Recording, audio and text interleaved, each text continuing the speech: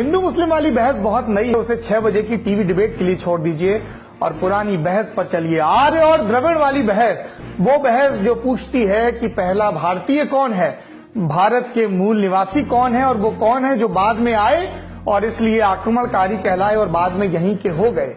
ये बहस कहां तक जाती है कि मुगल विदेशी थे कि अंग्रेज विदेशी थे कि शक, कुषाण, हूण, कौन विदेशी थे कौन स्वदेशी थे। और जो आजकल के राष्ट्रवादी हैं उनके खिलाफ जो दूसरा खेमा है वो इल्जाम लगाता है कि ये भारत से आए, ये सही है या गलत है। कौन है इस देश का मूल निवासी, ये जानने के लिए हमें हरियाणा के राखीगढ़ी में चलना पड़ेगा। वहां पर एक 4,500 साल पुराना कंकाल मिला है, कई कंकाल मिले हैं, अवशेष मिले हैं, उनका डीएनए लिया गया और उसकी जांच की पुणे के डेक्कन कॉलेज के कुलपति डॉक्टर वसंत शिंदे और उनकी अगुवाई में बनी टीम ने। रिसर्च से जो नतीजे आए वो इस देश के पॉलिटिकल और सोशल ढांचे को शीर्षासन करवा सकते हैं। हिंदुत्व का एजेंडा चलाने वाले खुद एक प्रश्न चिन्ह बनने के लिए तैयार रहें। वो सरकार सन्निपात में जाने वाली है जो तमाम किताबों को इस तरह लिख रही है कि भारतीय सभ्यता की शुरुआत ही वैदिक हिंदू धर्म से हुई। पहले राखीगढ़ी को जान लीजिए, क्योंकि बातचीत में बार बार राखीगढ़ी का जिक्र आ रहा है तो पहले उसे ही जान लीजिए। हरियाणा के हिसार में है ये जगह। 1963 में इस जगह को उस जगह के तौर पर जाना गया जहां सिंधु घाटी सभ्यता के अवशेष मौजूद थे। 1998 से 2001 के बीच यहां पर खुदाई हुई। 2014 से यह भी कहा जाने लगा कि यहां मोहनजोदाड़ो से भी बड़ा शहर है, कब्रिस्तान भी मिले यहां पर। 2015 में टीला 07, ये उस जगह का नाम है जहां पर खुदाई हुई, वहां से एक कंकाल मिला जिसकी डीएनए प्रोफाइल तैयार की गई। क्या नतीजे आए उसके? पहला कि हड़प्पा सभ्यता के लोग संस्कृत भाषा और हिंदू धर्म संस्कृति के मूल स्रोत नहीं थे। दूसरा, आज के भारतीयों और हड़प्पा सभ्यता के लोगों में जेनेटिक करेक्शन है। तीसरा, हड़प्पा सभ्यता के लोग आर्यों के मुकाबले द्रविड़ों के ज्यादा करीब थे। चौथा, हड़प्पा सभ्यता के लोग आज के साउथ इंडियंस से ज्यादा मिलते हैं। इसका मतलब क्या? एक लाइन में मतलब यह कि सिंधु घाटी सभ्यता के लोग उस वंश के लोगों जैसे नहीं थे जैसे आज उत्तर भारत की तथाकथित जातियां हैं। जो आर्य और द्रविड़ की बहस को दूर से देखते हैं वो जान लें कि आर्य कौन थे। ये दावा किया जाता है कि लगभग 4,000 साल पहले इंडो आर्य नाम की एक नई प्रजाति ने भारत में प्रवेश किया। ये आर्य पोलैंड से लेकर मिडिल एशिया तक की स्टेपी जमीनों में रहते थे। जब वो यहाँ पहुंचे तो उनका संघर्ष यहाँ पहले से रह रहे लोगों से हुआ। अब आता है सवाल कि पहले से कौन रह रहा था। साउथ इंडियंस ये मानते हैं कि वो पहले से रह रहे थे, वो द्रविड़ हैं जिन्हें आक्रमणकारी आर्यों ने खदेड़कर विंध्य के उस पार पहुंचा दिया। अब ये जो आर्यों को हमलावर बताया जाता है वो हिंदुत्ववादियों को और उसी क्रम में राष्ट्रवादियों को बहुत चुभता है। इतिहासकार जब ये कहते हैं कि आर्यों ने आक्रमण किया, हड़प्पा सभ्यता को नष्ट किया और हिंदू भारत की नींव रखी, तो वो इस चीज को नहीं मानते हैं। दूसरा सवाल उठता है कि कौन रहता था वहां, इस बारे में साइंस क्या कहती है। साइंस पूरे तौर पर, निश्चित तौर पर अभी तक कुछ नहीं कह पाई है। साक्ष्यों के आधार पर अनुमान लग रहे हैं। क्या है ये अनुमान? कि राखीगढ़ी के जो 7 टीले हैं उससे हड़प्पा नगर व्यवस्था की निशानी पता चलती है, उसके संकेत मिलते हैं, क्योंकि ये भारत की पहली नगर सभ्यता थी जो 4,000 साल पहले रहस्यमय ढंग से नष्ट हो गई। अब बारी आती है कि राखीगढ़ी से जो चीजें मिली हैं उसमें सबसे अहम क्या है, वो क्या है जिस पर सारी साइंस, इतिहास और भविष्य की राजनीति टिकी है। राखीगढ़ी से मिले प्राचीन डीएनए में एक जेनेटिक मार्कर, एक तत्व, एक चिन्ह जिसको कहते हैं R1A1, ये नहीं मिला है। अब ये R1A1 क्या है? जो आर्य हैं उनका एक जीन है, एक खास जीन जो आज तक हम सब निवासियों में पाया जाता है, खास तौर पे उत्तर भारतीयों में। इसको विज्ञान की भाषा में आर्य जीन कहते हैं, इसी को R1A1 भी कहते हैं। तो जो राखीगढ़ी से मिला है उसमें R1A1 नहीं है, उसमें जो है डीएनए वो दक्षिण भारत की जो जनजातियां हैं उनसे ज्यादा मेल खाता है। ये बात आपके लिए क्यों मायने रखती है?